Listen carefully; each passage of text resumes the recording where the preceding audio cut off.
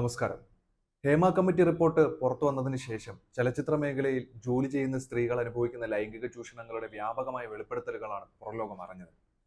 പുരുഷാധിപത്യത്തിന്റെ feudal മനോഭാവവും പണക്കൊഴുപ്പിന്റെ നിഴലിലുമാണ് അവർക്ക് എന്തും ചെയ്യാം, ഇതൊന്നും ആരും പുറത്തു പറയില്ല എന്ന ധൈര്യത്തിനെ വെട്ടിലാക്കിക്കൊണ്ട് പുരുഷനും സ്ത്രീകളും ഉൾപ്പെടെ സിനിമയിൽ അവരുടെ മോശം അനുഭവങ്ങൾ വെളിപ്പെടുത്തിക്കൊണ്ട് രംഗത്തെത്തിയത്.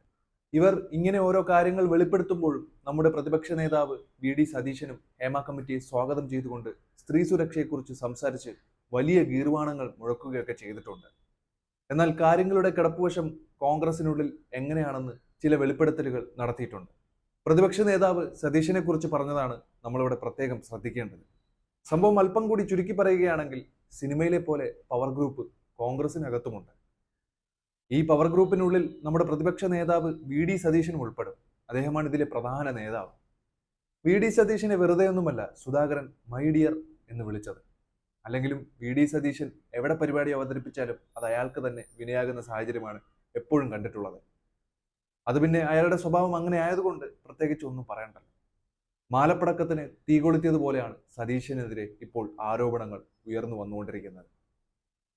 സംഭവം സിമി റോസ്ബെൽ ജോണാണ് സതീശനെതിരെ ഗുരുതരമായ ചില കാര്യങ്ങൾ മാധ്യമങ്ങളോട് തുറന്നു പറഞ്ഞിരിക്കുന്നത്.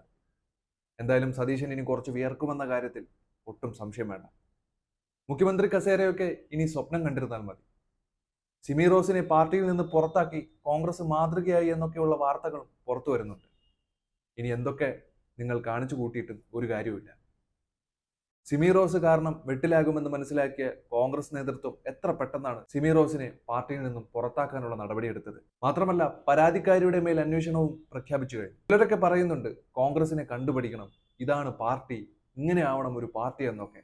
എന്ത് പാർട്ടി, എവിടത്തെ പാർട്ടി? സിമിയുടെ വെളിപ്പെടുത്തൽ സിനിമയിലെ പോലെ കോൺഗ്രസിനകത്തും കാസ്റ്റിംഗ് കൗച്ച് ഉണ്ടെന്നും നേതാക്കളെ പ്രീതിപ്പെടുത്തിയില്ലെങ്കിൽ ഗുഡ് ബുക്കിൽ കയറാൻ പറ്റില്ലെന്നും പവർ ഗ്രൂപ്പിനെ നിയന്ത്രിക്കുന്നത് പ്രതിപക്ഷ നേതാവ് വി.ഡി. സതീശനാണെന്നും അഡ്ജസ്റ്റ്മെന്റിന് തയ്യാറാകുന്നവർക്ക് മാത്രമാണ് സ്ഥാനമാനങ്ങൾ കിട്ടുന്നതെന്നുമായിരുന്നു. മാത്രമല്ല നേതാക്കളെ കാണാൻ സ്ത്രീകൾ ഒറ്റയ്ക്ക് പോകരുതെന്ന ഒരു മുന്നറിയിപ്പ് കൂടി അവർ തരുന്നുണ്ട്. ഇത് 100% ശരിയാണെന്നുള്ളതിൽ യാതൊരു തർക്കവുമില്ല. അതിന് കാരണം സിമി മാധ്യമങ്ങളോട് സംസാരിക്കുന്നതിന് മുമ്പ് അത് തടയാൻ വി.ഡി. സതീശൻ ആവുന്നത്ര ശ്രമിച്ചതായിരുന്നു.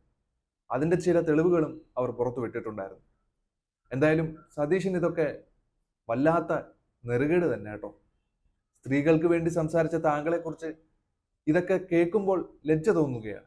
ഒരു പ്രതിപക്ഷ നേതാവ് എന്ന നിലയിൽ താങ്കൾ വീണ്ടും ഒരു പരാജയമായി തീർന്നുവെന്ന് ഒരിക്കൽ കൂടി തെളിയിച്ചിരിക്കുകയാണ്. ആദ്യം നിങ്ങൾ സ്വയം പാർട്ടിയെ ഒന്ന് ശുദ്ധികലശം ചെയ്യും. എന്നിട്ടാവാം സിനിമാക്കാർക്ക് ക്ലാസ് എടുക്കാൻ എന്തുകൊണ്ടും യോഗ്യർ കോൺഗ്രസ്സുകാർ എന്നൊക്കെ കിടന്ന് തള്ളുന്നത്.